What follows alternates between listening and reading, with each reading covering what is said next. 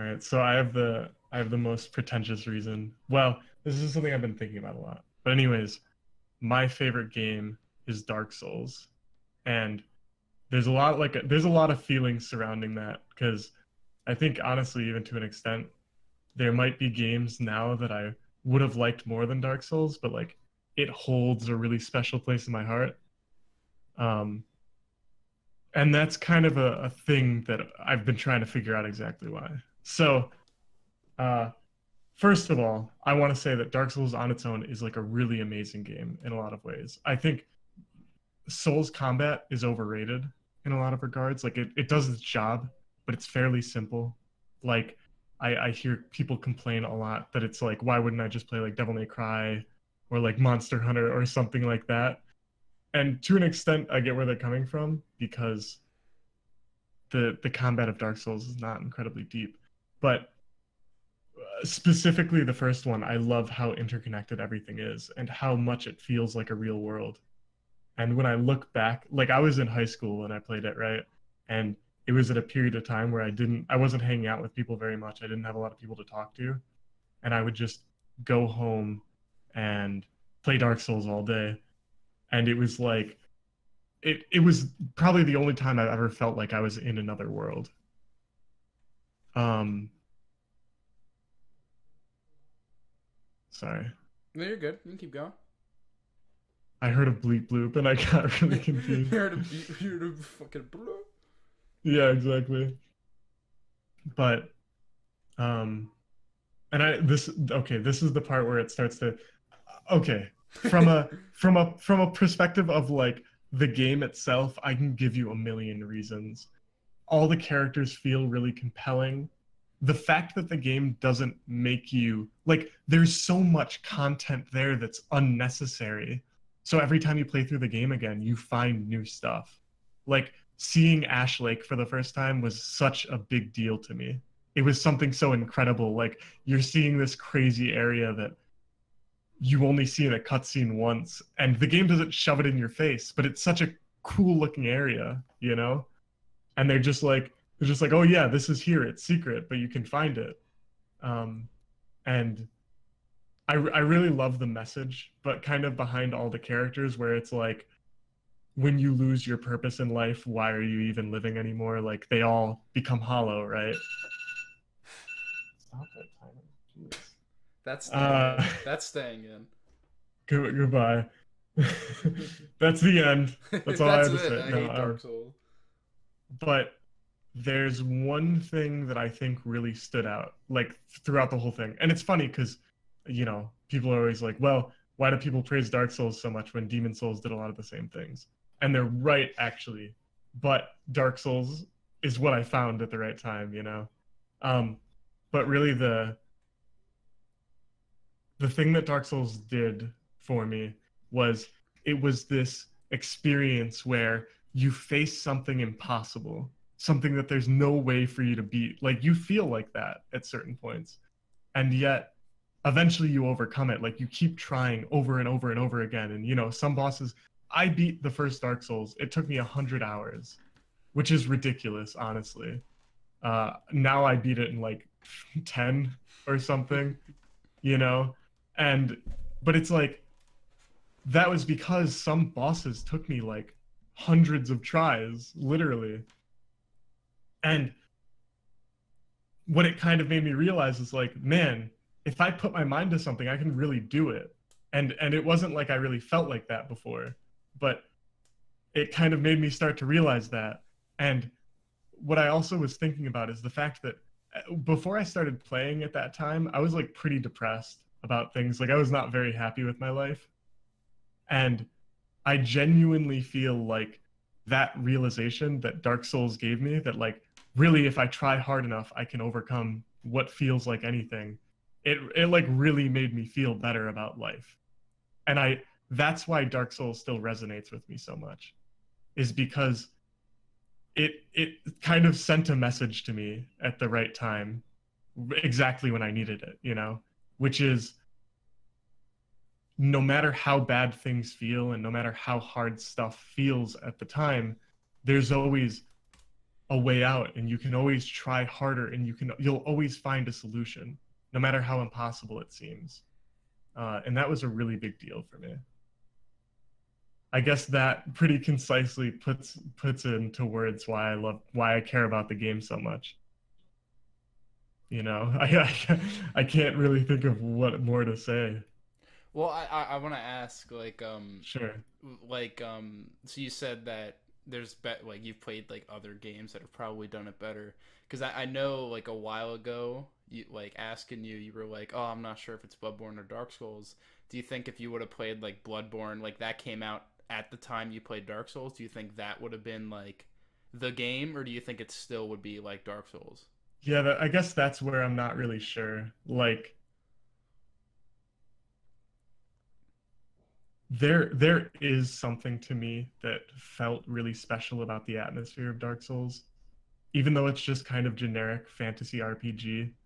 Like, I guess one of the things is that Dark Souls kind of felt friendlier to me in the sense of like you are not the only one going through this stuff. There are a lot of people around you who are dealing with it. Like every character you meet is basically going through the same thing.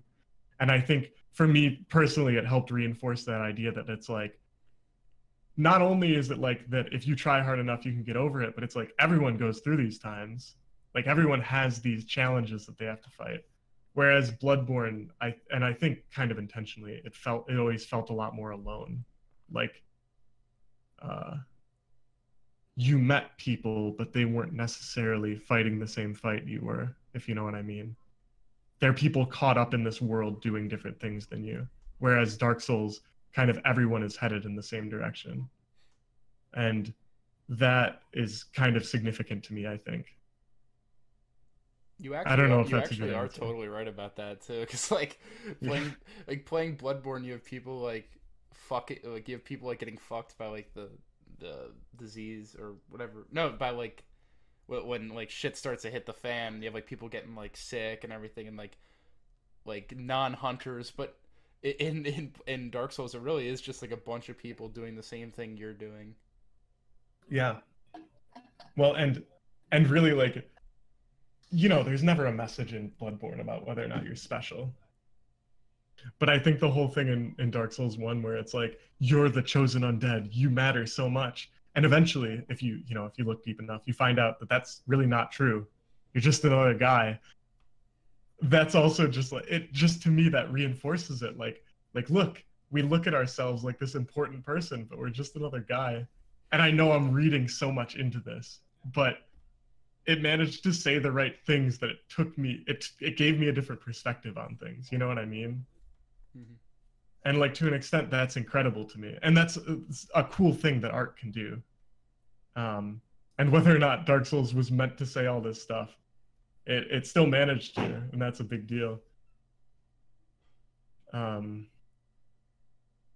like I'm gonna talk about Evangelion, but Oh, it's here we actually really go. interesting. No, but it's really interesting because the creator, while he wrote it, was really depressed, and there is a lot of themes of like depression and stuff throughout the game. And I always wonder if like Miyazaki, when he made Dark Souls, was incredibly depressed.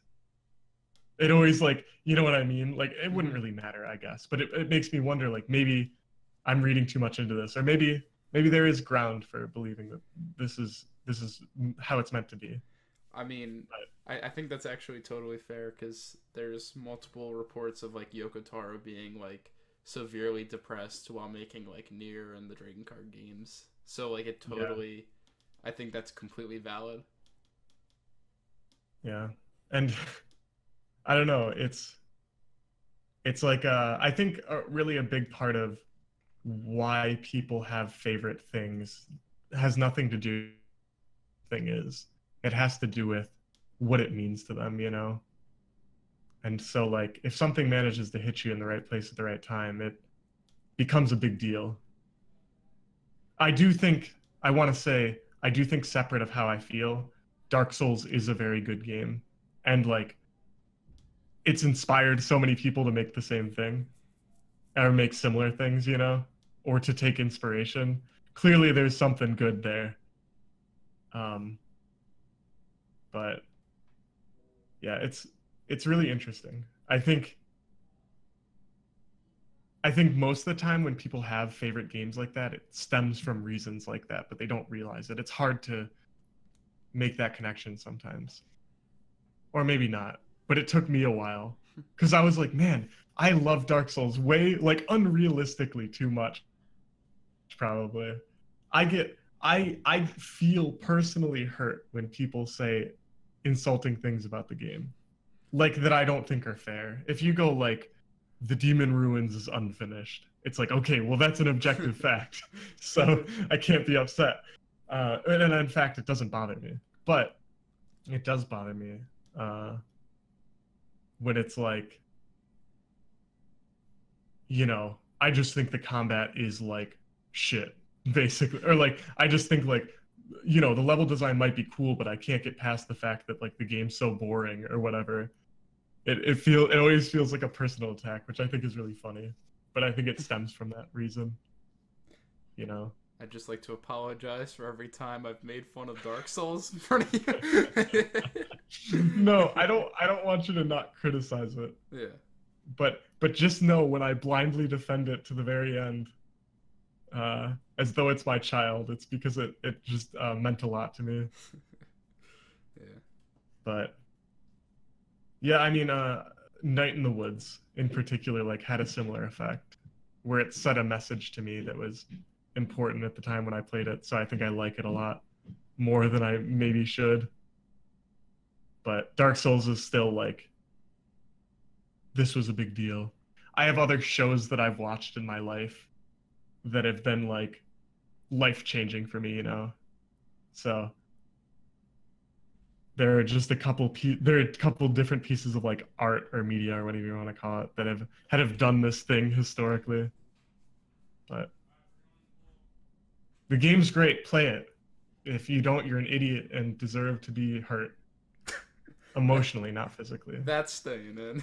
Yeah. You can see, the thing is you can like cause emotional harm to people without getting into huge trouble, but you can't cause physical harm without getting into trouble. That is true. Yeah, so you don't get arrested for cyberbullying. What the fuck? Okay, so for me, my favorite game is Dust and Elysian Tale. And as a lot of people will tell you with their favorite games, they'll often cite things about them which aren't necessarily positive qualities of the game. A lot of people will point out aspects about a game that they like, which have a lot more to do with when and where it was in their life at the time and what it meant to them in particular. And as much as I'd like to go against that, for me it is literally that. That is the reason why this game means so much to me. And looking back, the game isn't perfect, obviously. There's a bunch of areas that could use some work. I still do firmly believe that it is an incredibly good game, especially considering the fact that it was made entirely by one guy. But at the same time, it's not perfect. But with all of that said, I think it's going to be a long time before I find something that even compares to it in terms of how much of an impact it left on me. Since, for a little bit of context, the game is a pretty simple Metroidvania. You just go around and you slash enemies and you collect items and you eventually unlock more areas around the map as you go. It's got a story that ties it together, a handful of characters, and, put like that, it sounds quite basic. Yes, the art is absolutely beautiful, the lighting is amazing, and the animation is all done by hand, which still blows my mind because, again, one person. But with all of that, it doesn't really sound particularly amazing. We're living in an age where Metroidvanias are almost a dime a dozen. We have so many good ones, which I'm sure anyone who's into the genre at all could name off like at least 5 without even thinking about it. So this game might have come a little bit earlier in the trend, but again, that doesn't necessarily give it a free pass either. If something later comes along and passes it up, that's a better game. Like, there's no question about it. But rolling back to the point of why this game is so important to me is I got it in the fall of my first quarter at college. And this was a very strange time in my life because it was when a lot of things were like kind of starting to go wrong. I wasn't entirely sure what I was doing. And in particular, as the quarter came to a close, it was first quarter in college. I was 16, and pretty much just I was taking math, I was taking history, and I was taking writing.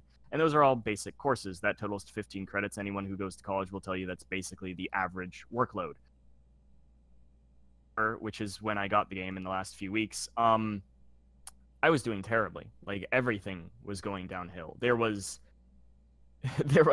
really, really bad signs in terms of my ability to consistently get homework in and work on projects. And this is after barely scraping by midterms, and now it's the end of the quarter, and I'm basically panicking because finals are going to come up in a couple weeks, and I am completely unprepared for that. To kind of give a little bit of like, I guess to fast forward, the end of the quarter ended up going fine. I actually finished out that quarter with like all A's. I'm pretty sure they were like, it was like 2 A's and maybe like a B plus. Like, those are good grades. Anyone will tell you that, especially for your first quarter in college at 16. But at the same time, it was awful. So in the middle of that quarter, when things were absolute worst and I was pretty much an anxious wreck 24/7, I found this game. I do explicitly remember when I purchased it. It was on sale on a Steam sale, and I was fiddling with my laptop plugged into a TV in the living room because, Steam. I think that might have been when Steam Big Picture was kind of new, but maybe it was a little bit before it. Point is that plugging your computer into a TV and trying out games that traditionally play like a console game was really exciting because if I'm not mistaken, I just got a controller that was compatible with Windows, like an Xbox 360 controller that was compatible with Windows. So I picked up this game completely on a whim because I watched one trailer and I was like, that looks cool, I'm gonna get it. And it was like $3.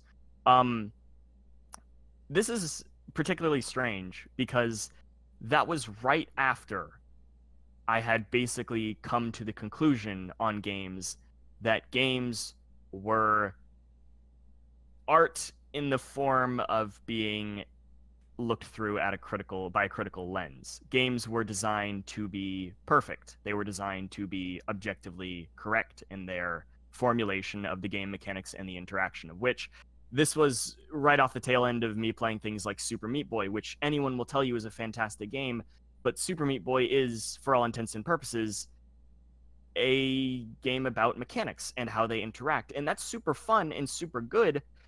But after playing enough of games similar to that, and after watching enough YouTube critics, critiquing games, game design could be better, talking about how games are good or bad, talking about what makes games work and what makes game design tick, I had come to the conclusion that games were, for all intents and purposes, soulless. They were without any kind of awe in them. They were just there to be mechanical masterpieces, and I respected that. I respected that like with my entire heart because that's not easy to make. It's not easy to make a game which is fundamentally sound all the way through. So I basically just picked this game up on a whim, and this is coming off of me thinking that games are supposed to be a test of the developer's skill to not only conceptualize but execute in their programming the ability to make a sound product, which is just straight through, designed to be the optimal level of fun, and that's it. Like, this is why I was playing a lot of multiplayer games at the time, because multiplayer games, with some exceptions, don't really have a lot of soul in them. Their soul is kind of just the players who play it, and that extends from the fact that a lot of people aren't going to invest super heavily into stories for multiplayer games, because why would you? The game happens before your eyes. The story happens before your eyes. It's what happens to you as a player. So, again, it's just kind of like I'd lost faith that games were capable of generating that feeling of awe. So, when I picked up Dust, and when I first played it, it was almost immediate, because for the first time in like a good few years, maybe like 7-8 years, upon starting it, I was just fully immersed in whatever the hell this world was. Like, I had no idea what to expect, and I walked into it realizing, in retrospect, given after the fact, I didn't really notice it at the time, but in retrospect, this game sparked that thing in me which made me realize that games aren't just a test of design. They can have soul in them. They can be bigger than what the actual objective mechanics and code tells them to be. And that is something which a lot of people have talked about when it comes to art. Art is in the eye of the beholder, but at the same time, it's just it's got to be good, but if it's in the eye of the beholder, it depends on what their opinion of it is. And my opinion was one that was very closed off at the time. So going into this, I started playing it and just getting more and more invested in this weird and beautiful world that had been drawn for the most part by hand. And essentially, I loved it. It was fun. It doesn't. I mean, it helps a lot that the gameplay is actually incredibly solid and makes you feel like a badass half the time. But I was invested in the world. I was invested in the characters. I was invested in the story. I was invested in pretty much everything that was going on in this game, and it became something larger than what it actually is because it meant that.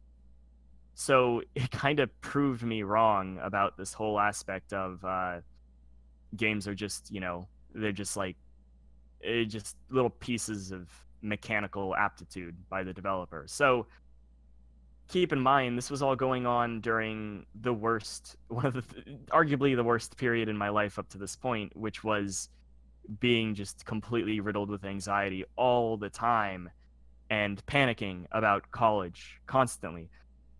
During that, a couple of weeks it took to complete the game, I would just come home from whatever classes I had that day, and I would just wait until, things were chill enough and people weren't going to be walking in front of the living room and blocking the screen, and then I would pull it up and just play the game. Like, that's what I would do. My entire life, because it was going so poorly at the time, became defined by this game, by this experience. And it made me realize that there was, at least there was a point to creativity, and there was a point to being able to manufacture an experience with the intention of having someone enjoy it, and they actually do, to a level that maybe you yourself couldn't even anticipate as the creator. And it kind of revitalized my hope in the whole concept of awe and the whole concept of being amazed at something and engaged and immersed in it. So all in all, it's just it's a game that changed how I looked at games and subsequently how I looked at all of art. And since then there have been experiences which have paralleled it. There are a couple of them, and I'm sure you personally know a few of them, but there have been a couple of experiences which have paralleled the level of investment I got out of Dust. And that's good, because it all stems from this childlike sense of wonder back when I was playing on my very first console, the PlayStation 1, and being so excited to explore these limited, even like multiplayer deathmatch maps, which had no sense of exploration. There's nothing there. There were no secrets or Easter eggs 90% of the time. But I would get so invested in exploring these worlds because I just wanted to see what was in them. I just wanted to see what was there. And oftentimes that childlike sense of wonder disappears after a while. It becomes expected because you know what to anticipate from a game. You understand its technical limitations. You understand what is possible for a human to create. And eventually the curtain is lifted. And I don't think that that's necessarily a bad thing. It helps you appreciate art for what it is and the effort it takes a lot more because you understand it better. But you do lose something in the process. And for years, for like 8 years at this point, I had thought what I lost in the process was something that would never come back. I thought that that was the natural order of things. You start out with this childlike sense of wonder, and you end up being objective and stone-faced about the entire ordeal. But this game, in short, made me realize that's not how things work. You can still be totally immersed in a game and be any age. So, yeah, that's Dust. I suppose I didn't speak a lot about the game itself because the game is fantastic. You know, there's a lot of wonderful mechanics. The combat is excellently executed. The movement feels great. I still believe that it's got the only high-pitched voice side character in all of gaming history to be done correctly, and I realize that's a polarizing opinion, but I don't care. Frankly, I would disagree. Yeah, you would disagree. You would disagree. You would Fuck disagree that. totally. And again, I still believe that. But yeah, the point is that it meant a lot to me, I suppose. So yeah, that does kind of gloss over the details of the gameplay, which That's is fine. kind of funny. That's fine. Either that's way- actually that's basically what I wanted. It's just So my favorite game is fuck. I don't even know when it released. I'm gonna take a wild guess and say it was 2001. So I was but a young bab when it came out. It is Pokemon. I'm gonna specifically say Pokemon Sapphire because that was the version I had. But basically, any of that sort of trio of Pokemon Ruby, Sapphire, and Emerald, I just love very much so. Yeah, I mean, the thing I always come back to when I try and start explaining why I really love those games is partly there is a very heavy sense of nostalgia because I can easily see the flaws in the game. Like, as far as Pokemon goes, it's one of the more flawed games, and Pokemon as a series on a whole is very flawed. But it's one of those games that I can see past the flaws, or I can see the flaws and I can just sort of ignore them, and it just like makes me happy. It makes me smile whenever I start playing it. Even just hearing like the menu music open up brings like a stupid fucking grin to my face, like I'm a little 8-year-old playing it again. So that's like the core reason as to why I love that game so much. It's just one of those games. I think everybody has one of those games where you played it when you were younger, and whenever you play it, even though you know like, oh, this game really isn't as good as it used to be, but I'm happy playing it. It's one of those games.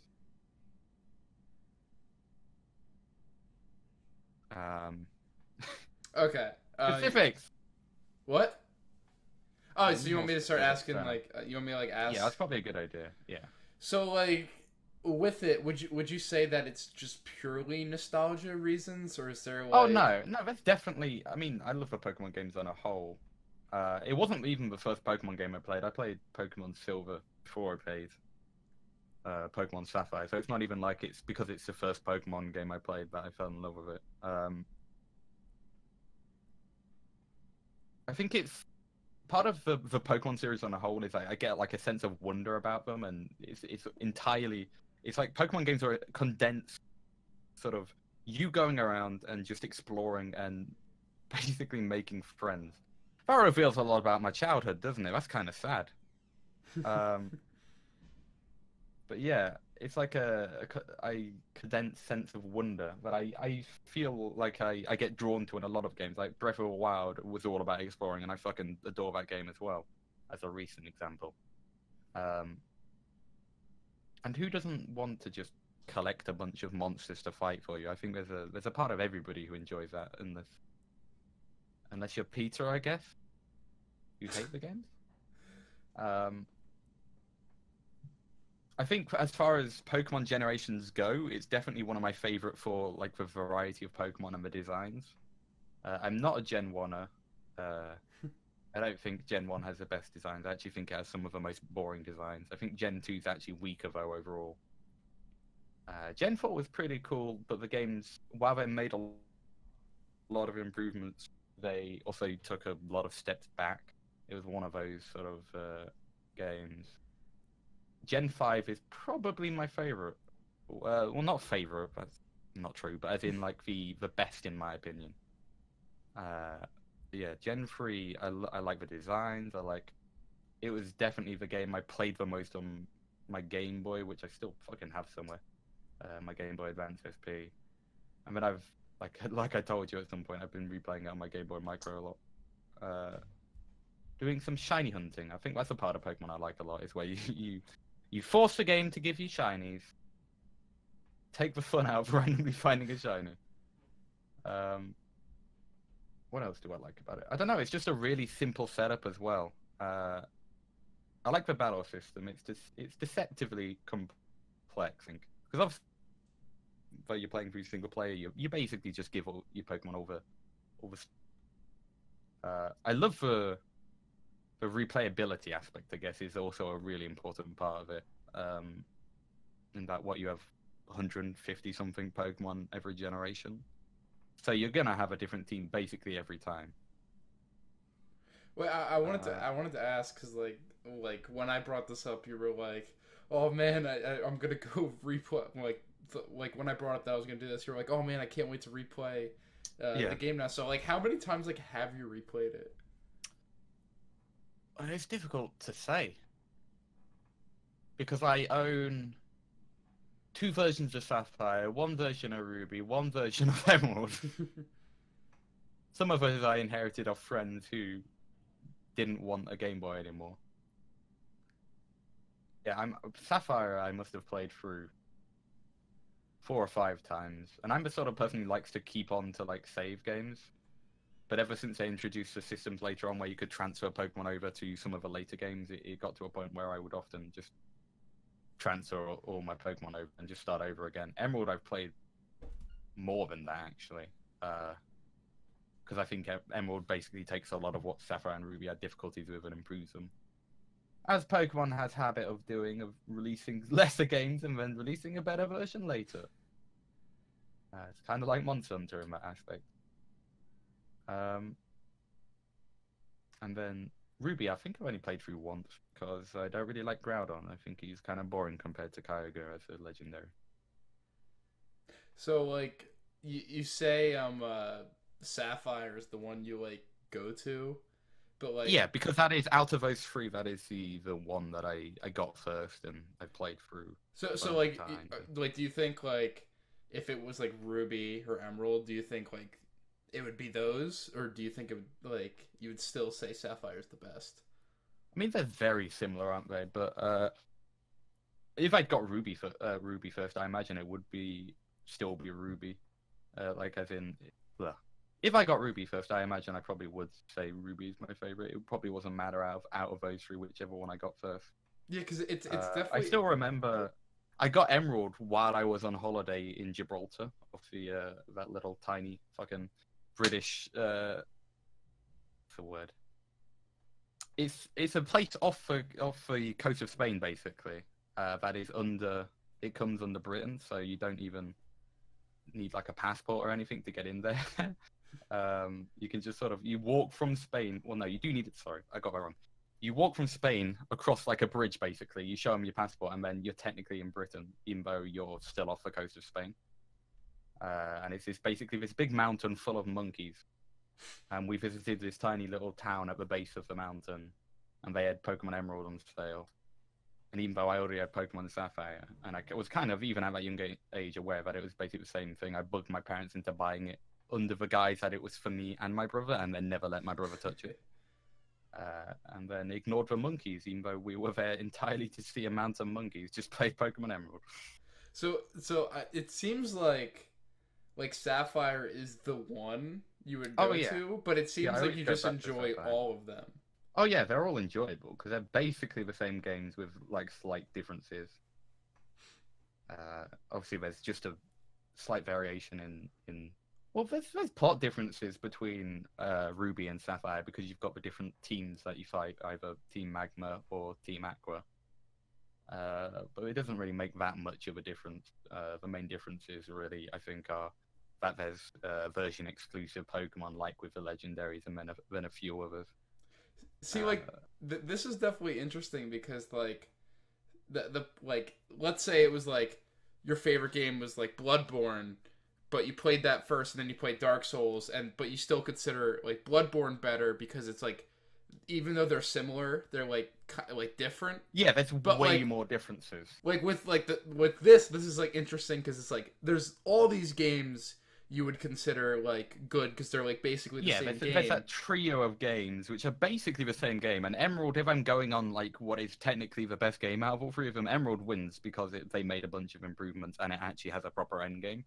But there's still a part of me that just fucking loves Sapphire because it was the first out of that trio that I got my hands on and put ridiculous amount of hours into. Do you have like a favorite memory with Sapphire?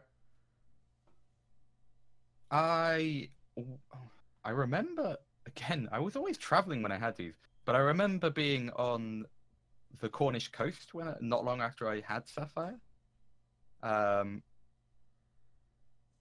And I remember there's this place on the Cornish coast called Land's End, which is basically the most southernmost tip of Britain. And I remember being at Land's End with Pokemon Sapphire and finding, like, just making this like connection between my brain of like seeing a seagull flying out along the coast and then looking down at my game, and I'm like in the battle with a Wingull, which is basically just a seagull in Pokemon form. And that sort of memory sticks in my brain because I really enjoyed that holiday, and that was a fun old time. Maybe that's part of it. That might be a weird part that my brain associates that with that, but yeah, I don't know why that sticks in my brain. It's not even like and of course your first time fucking encountering Kyogre, and there's a big dramatic music as he fucking flows up out of a pool, and then you fight him and make him your own and use the Master Ball because you're 8 and you don't realize that you could be saving your Master Ball for something cooler like Rayquaza later. Oh, that's great. Or failing to catch half of the Reggies, only getting one of the 3 Reggie Pokemons because you're really young and don't understand that you can save before you encounter a legendary. And then just failing. Also, on it was Emerald. But on one of my early games of Emerald, I had a Mightyena, which, if anybody knows anything about Pokemon, Mightyena is trash stats. He's like a really weak Dark type Pokemon, which is it's the equivalent of like Rattata or something, to Raticate's sort of level Pokemon.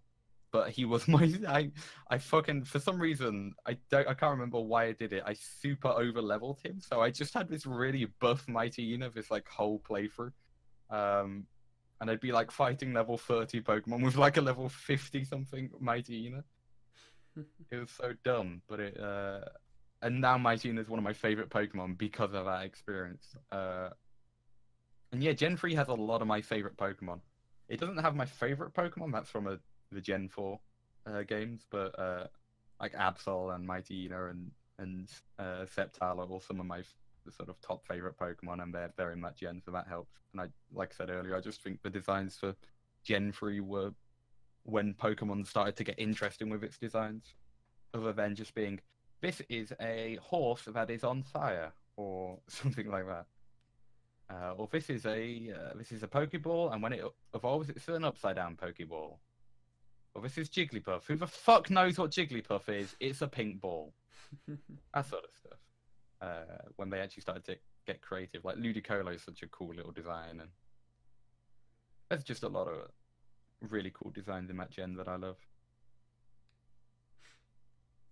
So yeah, that it again. I think you definitely have like one of the most interesting picks here in terms of games, and yeah, because it's not a game that anybody could consider any sort of like masterpiece or anything. Yeah. There's like, I have run-up to being masterpieces, like Dragon Age Origins. I think that's, as far as RPG goes, that's really up there as one of the better RPGs. I fucking adore that game. I can't remember. Do you like Bethesda games or no? I know you meme on Todd Howard and Skyrim a bunch, but I know I do meme, but like not really. Just mainly because their combat systems are absolutely putrid. Oh yeah. Yeah, but I fucking, this will probably link into part of the reason why I love Pokemon, but I love Oblivion. It'd probably be my second favorite game if I had to choose one, because that was the sort of game that introduced me to big, massive world open RPGs with just a ton of exploration, and you decide where you want to go and what you want to do. And everybody talked funny, and that made me laugh when I was young and way too young to be playing a game where you start the game and fucking zombies and rats try and come and kill you. What other favorite games do I have? I obviously love fucking Binding of Isaac Rebirth.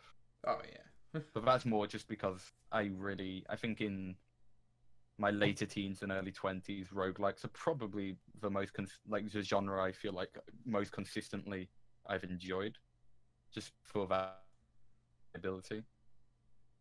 I love Killing Floor 2 because that game is so damn satisfying to shoot people in.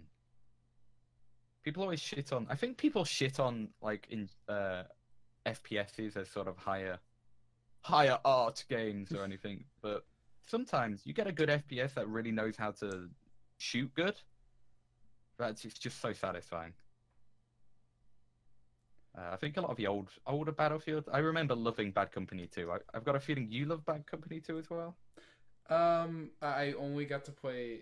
I only picked it up like after the game was dead, so I played a tiny bit of the campaign. And it was like, eh. The campaign's alright, but no, the multiplayer was so fucking good in Bad Company 2. And then I got bored of Battlefield and COD games. There's a lot of people. I just want to say I think I'm actually gonna keep this in of you just rambling into. Yeah, games. I'm very rambling. No, but I like it though because I like how it's showing like your love of games. Weird chains of thoughts of how things are linking together. But yeah, I do want to ask one more question. Basically, because both Shane and Bip said this in theirs, and I kind of want to ask. Oh, can I guess what games are quick? Wait, what? Well, Bip is obviously going to be Dust, isn't he? Yeah. His favorite. And I'm guessing Shane eventually went with Dark Souls 1. Yes. Because he said there was a few he was deciding around. Yeah. But I was like, I actually thought it was going to be Bloodborne, but it was Dark Souls. Yeah. But yeah, both of them, both Shane and Bip said this in theirs. I want to know, like basically answered this in theirs. I want to know. So like the huge debate about like if games are art or anything. Would you consider Pokemon Sapphire or just games in general? Like, would you consider them art? Oh, of course, yeah. Why wouldn't they be?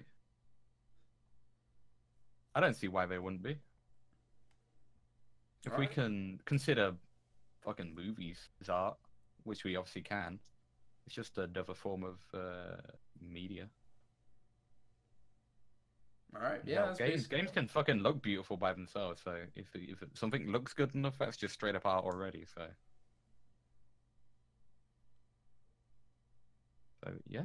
Yeah. All right. That is what I think. This is the favorite game. That is my favorite game is Little Boy Stupid fucking fighty animal game. Ha. I think I'm gonna end the video with that. Good.